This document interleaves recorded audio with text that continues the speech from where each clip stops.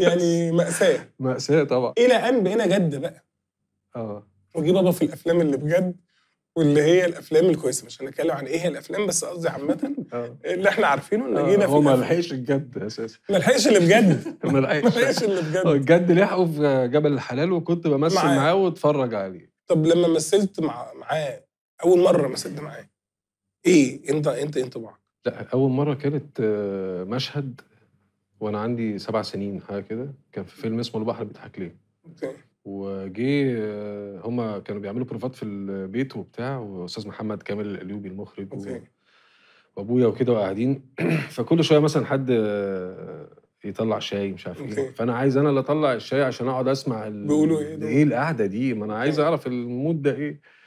فالشاي واقوم طالع وحاطط على السفره وبالراحه بقى اطلع لكل واحد كوبايه كاني بتجسس، فاهم؟ مش حاجه سكر. هم مسترسلين في الكلام وبتاع.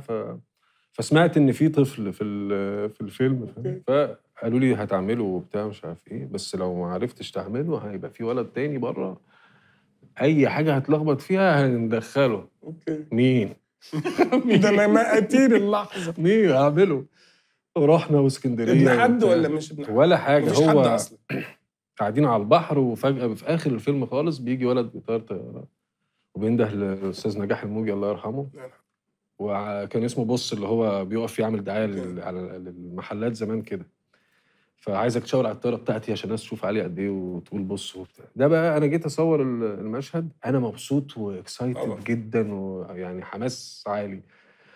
فابويا المفروض في المشهد وقاعد ورا نجاح الموجي على طول. فجه امورسات وبتاع، انا ما اعرفش، كنتش مفيش الكلام ده. فجابوا من عند الاستاذ نجاح الموجي، فابويا قام. فانا هنا اختليت. فهو راح قاعد على البحر عادي مستني الشوت يتصور، فهو بالنسبه له عادي. أيوة. انا بالنسبه لي سواد. مش عادي. انا بقيت ببص عليه اللي هو بعتني يعني بالسهوله دي. انت رايح اقسم بالله وركبي بتترعش وابتديت اخش في حاله خلاص في امان راح يعني. بابا يعني خليك بس قاعد. بس ده كان تجربه كده. وعملت الشوت وعملته وعملته. ما هو مش قاعد بس تمام. اوكي. طب لما مثلت معاه مسلسلات او مثلت معاه بقى المسلسلات بجد بدور بدنيا بحدوته؟ محمود المصري بقى كنت بحفظ من وانا في البيت. اوكي. لان ما فيهاش خلاص. يعني لو انا حصل حاجه ولا غلط وبتاع خلاص انت عشان ابوك بقى وانت جاي تدلع وتبوظ لنا المسلسل.